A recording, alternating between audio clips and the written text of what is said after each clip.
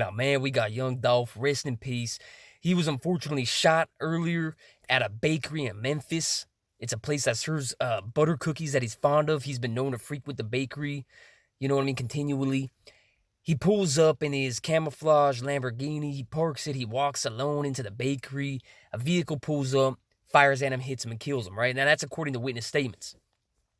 So, first and foremost, I had to go and clarify, yeah, unfortunately, young Dolph has been killed, right? Rest in peace.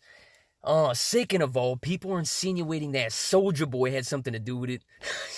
SOULJA Boy gets cracked out every now and then, a little restless and sweaty, and he'll start kind of like dissing somebody if he feels like the individual is presenting competition to him in regards to revenue, relevancy, so on, views, so on, as an independent artist. That's what this all stemmed from. This all revolved around young Dolph making a post saying that he's an independent artist, saying, hey, I make this much money every show.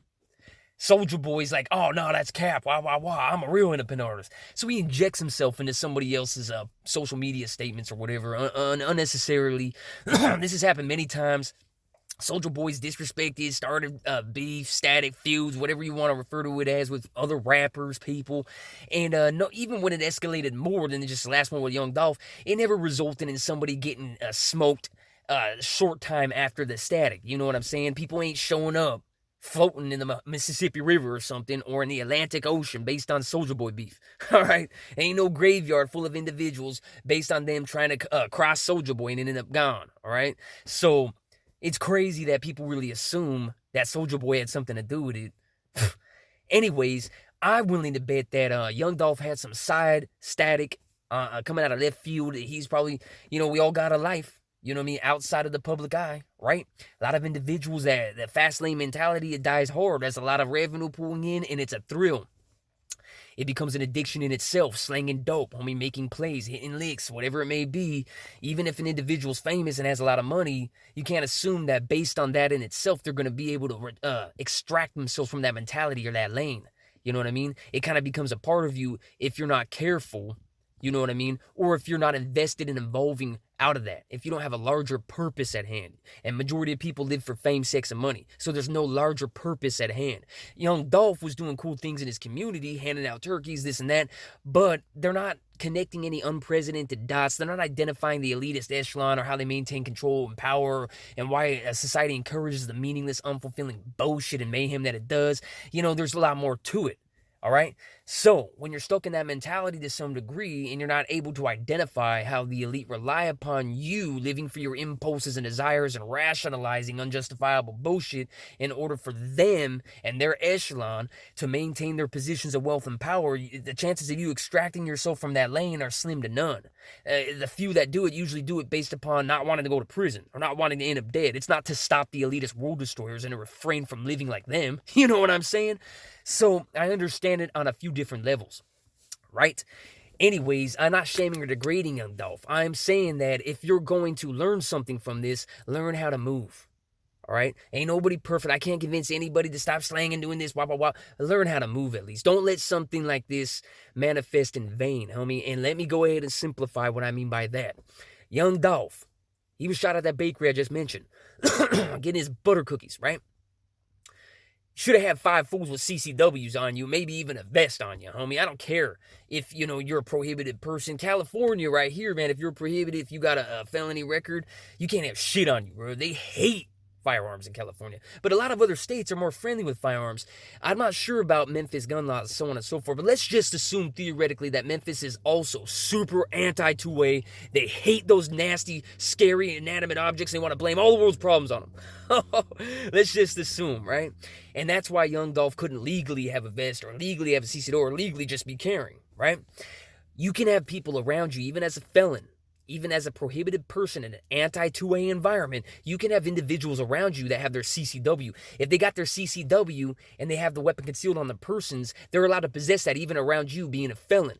The reason why is the law views it, you don't have imminent access to that firearm. In order to gain access to that firearm, the individual with it would have to obviously commit a crime and hand it to you, say, here, felon, here's your strap, go ahead and use it.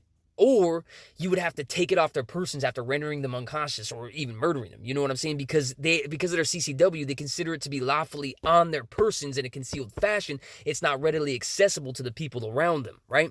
Whereas if you're a prohibited person and you're chilling with somebody and they have a licensed or registered firearm on them, but they lack the concealed weapons permit, right?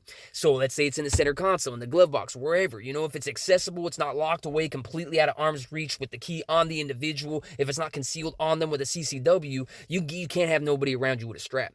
But if they got a CCW, you can be a felon, and they can have a strap on their persons concealed, homie, and it's okay in the eyes of the law. Even if young Dolph couldn't legally possess a firearm, he should have had an individual, at the very least, if you're not going to be living with 3 soldados and with soldiers, you know what I mean, that are on the same page as you, loyal to you, that you grew up with them outside of the industry in the good old days when things actually meant something, you know what I'm saying? Anyways, if you're not going to have a few soldados right there strapped and ready, homie, and loyal at your crib at all times, you got to at least, and I'm speaking in regards to being a famous individual, a young Dolph, driving around in his fleet of camouflage Lamborghinis and shit that everybody knows. They've already been shot at in the past. He got hit 100 times in his armored vehicle in the past. Then he got shot 3 times by bullets, critical condition. This is a man that's no stranger to violence. Okay? This is also not a man that grew up in a posh suburban neighborhood somewhere with trust funds and brand new Lexus and, jobs and, all kinds of resources and employment opportunities and a foundation for success being allotted to him. He, from what I gathered, now I don't know young Dolph personally. He's not my homeboy, but I look into things before I report on him. From what I gathered, young Dolph moved to Memphis from Chicago at the age of 2, and he grew up in a slightly rough fashion or form. You feel me? He didn't have everything handed to him on a middle or upper class silver platter. And I'm not trying to disrespect any from the class, but you got to know the difference between a war-torn, chaos-ridden environment with no real opportunities and ops that may kill you in comparison with a suburban environment where you're managing, a business that grandpa works at, and then you get a brand new Audi, or even if it's a Jetta on your 15th birthday. And, those are things that people in the hood and them environments don't have. All right, they don't have role models. They don't have major business opportunities, management positions allotted to them, training, first-hand experience through a trusted family member, homie, teaching them, how to navigate society and make legal income and save and invest in the stock market and having a savings account with interest growing on it. It's just not, it's polar opposite spectrums. I've already gone in detail in regards to how poverty and gangs in lower class regions form. They don't manifest out of thin air. It's not like all the G's in our world everybody had a good suburban, nice little neighborhood at first, but some people just didn't appreciate it and it turned into the ghetto. Now that's a lie. That's a myth. That's an illusion. When corporate tycoons extract resources from geographic areas, they become dilapidated lower class regions and chaos ensues. It is what it is. It's due to greedy elitist scum.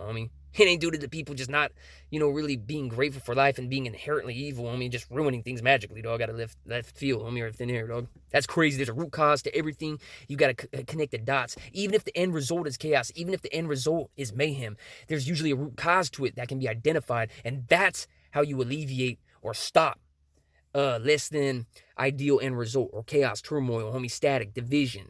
You know what I mean? The destruction of our planet, homie. This illusionary competition that we're encouraged to be with one another. That you got to identify the root cause, homie. And that way you get people to adopt or acquire a fulfilling purpose outside of the bullshit, homie. All right? Anyways, young Dolph is no stranger to violence. He didn't grow up in, a nice upper-class region with major opportunities allotted to him, right? So, he's no stranger to violence, homie, in that type of, the circumstances, scenarios that unfold, homie, in that type of environment. So, I'm not degrading young Dolph. I'm saying learn from it. Move differently. Don't drive around in an ultra-luxurious Lamborghini or any other luxury vehicle, homie, attracting a lot of attention to yourself. Bunch of diamonds. I've already gone into detail how diamonds are acquired, homie. It's another elitist tactic in order for them to maintain their power. It's crazy, fool. They depreciate in value and they're sinister, homie. Come on now. But when you got all that, I got $250,000 on my neck, this and that, regardless of whether you're wearing it at the time or not, you're known for possessing that level of valuables on your persons, homie. You're driving $1 million vehicle with some $20,000 paint job, and you go alone to get butter cookies. Learn from that, homie. Learn from that, all right? If you can't extract yourself from the mentality or fast lane that's going to result in more and more enemies compiling, at the very least, move differently based upon people losing their lives. Don't let people die in vain, homie. You see, a lot of this stuff manifesting, nobody learns from it, fool. They just write it off as part of the circus, homie. Well, that was slightly entertaining. Or I'll pretend to be sad. Damn, the homie. But what are you going to learn from it, dog? How are you going to move differently based on that? Or can you connect any dots based on it? That can always be done, homie. There's always some solution to be extracted from any situation or event. But you got to see it as such, homie. You got to see it as an opportunity to learn and evolve, homie. And to tighten things up and streamline things. It's a never-ending process. We can't sit stagnant on a repeat. You can't do that, fool. Not the way things are going right now, homie. The fire's going to be put under people's asses, homie. To be ready, to be listo, to be prepared and to be capable, to be disciplined, to be coherent, to be well-rounded, to be versatile. All right? That's all there is to it, fool. All right? This ain't no fancy little kindergarten playground utopia water park, bro. This is real life, homie, in a society that's heavily divided on the verge of civil war. It's time to exhibit discipline and soldier up, esse.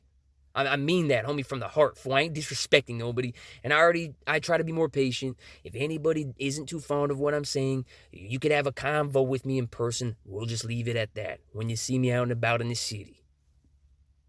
I'm not hidden in some Venezuelan gardening shed with camouflage fatigues and ghillie suits all over me, bro. Come on now. Anyways, rest in peace, young Dolph. Learn from this situation. Don't let any man die in vain.